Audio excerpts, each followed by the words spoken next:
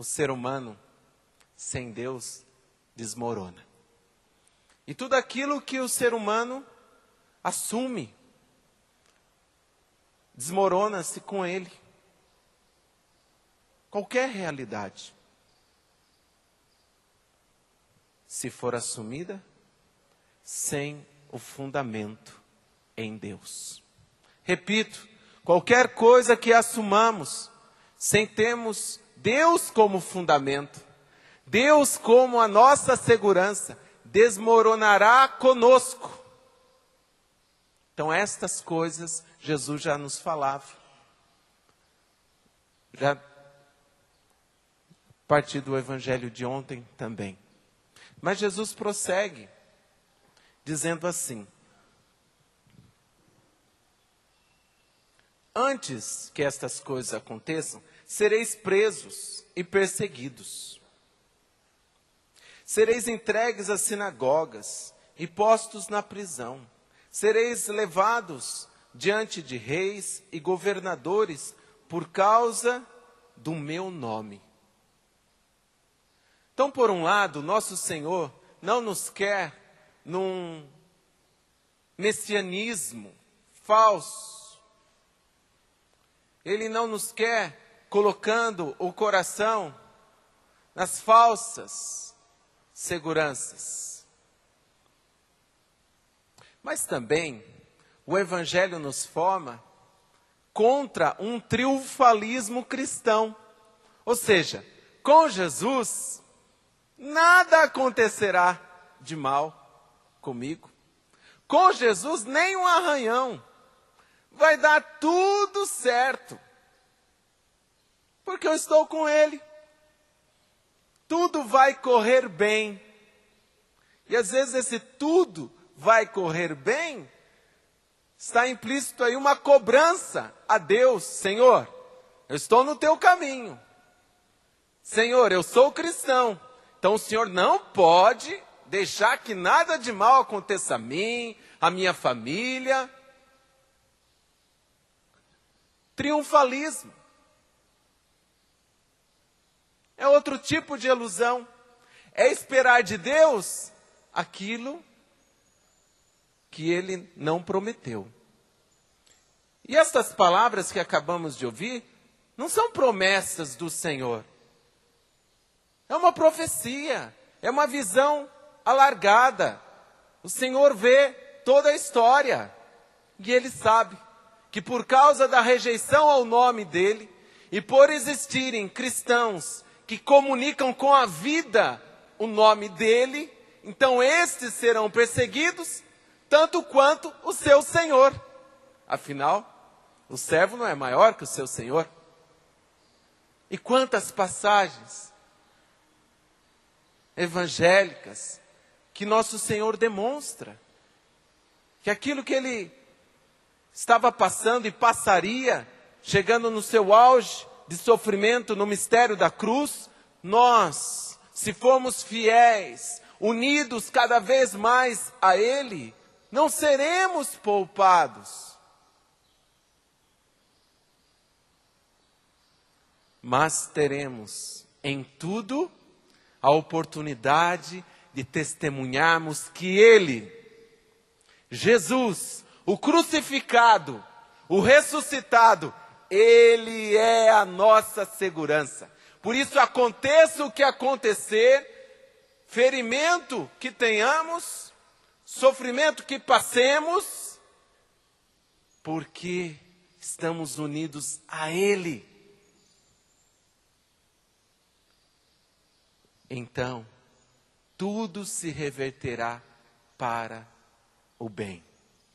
Não vou dizer só para o meu bem, mas para o bem, para a glória de Deus, para a salvação das almas, e claro, também para o meu bem. Tanto assim que o próprio Senhor prossegue dizendo diante disso que aconteceu e que acontece, que aconteceu com o apóstolo dos gentios, São Paulo, levado aos tribunais, que vai acontecendo com os homens da igreja, com os santos, vai acontecendo.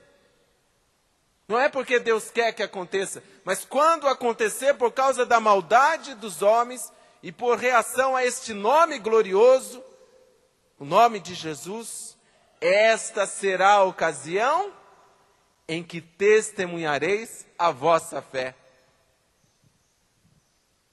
Para nosso Senhor, não é ocasião para a gente lamuriar, desconfiar da misericórdia dEle, desconfiar da presença dEle, de que Ele é bom pastor, de que Ele está conosco. Não, é ocasião para testemunharmos a nossa fé. Que não é um messianismo e nem num triunfalismo, mas naquele que por mim e por você, Ele deu toda a vida. Ele provou com o sangue dele que Ele está conosco, que Ele não abandona a sua igreja, que é una, santa, católica, apostólica e sempre perseguida. E a igreja é perseguida através dos seus membros. Você que tem batalhado para se unir a Jesus mais e mais, sem falsos ensinamentos como motivação, falsas teologias de prosperidade. Claro que em Cristo nós prosperamos. Prosperamos na fé, na esperança, no amor. Sem prosperar nisto, o restante, desculpe, vai desmoronar com todas as nossas expectativas. Coisa mais natural a gente esperar de amigo, de irmão de sangue. Não estou falando ainda irmão de comunidade. Irmão de sangue, pai, mãe. Não é coisa mais normal nos momentos mais difíceis esperarmos deles? Claro que é. Mas quando esses momentos difíceis também chegam por causa do nome de Jesus, olha o alerta que Ele nos dá. Sereis entregues até mesmo pelos próprios pais, irmãos, parentes e amigos. Ou seja, não é somente o Filho do Homem que não tem onde reencostar a cabeça. Quem o segui-lo, na radicalidade, por amor, não por medo, não por pressão, não porque tem que ser, não tem outro jeito. Ele é o único Salvador, fazer o quê? Por amor. Quem o segui-lo por amor pode até se deparar com esta realidade aqui. Não é que vai acontecer com você, mas pode acontecer até daqueles mais próximos que nós esperaríamos ajuda, vem a traição. Nos sentimos na mão. E que bom se nos sentimos nas mãos de Deus. Porque realmente, o único que compreende na profundidade, na totalidade, o nosso sofrimento por amor a Jesus, para permanecermos no caminho dele, para sermos fiéis à igreja dele, o único que compreende plenamente é Ele. Com isso não estou dizendo, e nem a palavra quer nos formar, para uma desconfiança mútua. Desconfia de todo mundo. Não. Mas não confia plenamente nos homens. Não confie plenamente. Só um homem que merece sua e minha confiança plena. Aquele que é verdadeiro homem e verdadeiro Deus. É Jesus. É Jesus que experimentou nele todo e qualquer tipo de traição e decepção. É Jesus que foi levado para os tribunais. É Jesus que foi condenado. É Jesus que se deixou crucificar. É Jesus que experimentou na própria carne o sofrimento. Por isso que Tertuliano vai ensinar no princípio dos séculos que o eixo da salvação é a carne, é o corpo, porque Jesus assumiu também no seu corpo, na sua humanidade, todas as dores, inclusive estas que atingem primeiramente a nossa alma, o nosso coração, a dor de uma traição, a dor de não ser ajudado por quem você espera. Mas nosso Senhor não nos enganou, irmãos. Porque Ele sabe que depois que o pecado entrou no mundo, todos nós estamos sujeitos à contradição. Ninguém pode exigir do outro uma coerência que só Deus tem. É claro que precisamos ser coerentes. Mas se você reconhece a sua luta para ser coerente mais e mais, para corresponder à vontade de Deus, você sabe que ninguém pode exigir do outro a santidade.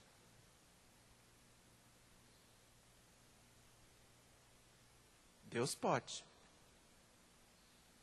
E o jeito que Deus exige não é colocando um fardo, é derramando o seu Espírito.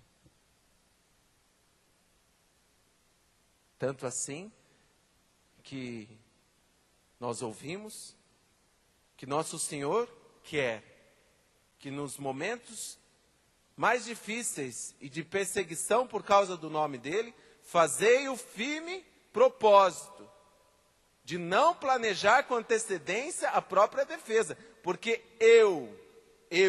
ele diz, ele promete, aqui está a promessa do Senhor, eu vos darei palavras tão acertadas, que nenhum dos inimigos vos poderá resistir ou rebater. Ou seja, a nossa confiança total, plena, precisa estar nele, porque ele vai derramar constantemente o seu Espírito para nos ajudar. Que não quer dizer que não seremos feridos fisicamente. Todos vos odiarão por causa do meu nome, mas vós não perdereis um só fio de cabelo da vossa cabeça. E permanecendo firmes, é que ireis ganhar a vida. Uma outra tradução é perseverando. E um dos significados dessa palavra é ser severo consigo mesmo. Porque ser severo com os outros é fácil. Agora, quando a gente se dispõe, não, eu vou ser compreensivo, misericordioso com os outros, mas eu vou pegar firme comigo mesmo. Eu vou ser severo comigo mesmo. E severo comigo mesmo não é faltar de misericórdia comigo mesmo e nem me maltratar, não. Mas eu conhecendo os movimentos do homem velho dentro de mim e as tentações que me perseguem, e tantas ideologias, e tantos sistemas, e tantas coisas contra o reino dos céus, eu tenho que ser severo, eu não posso dar mole.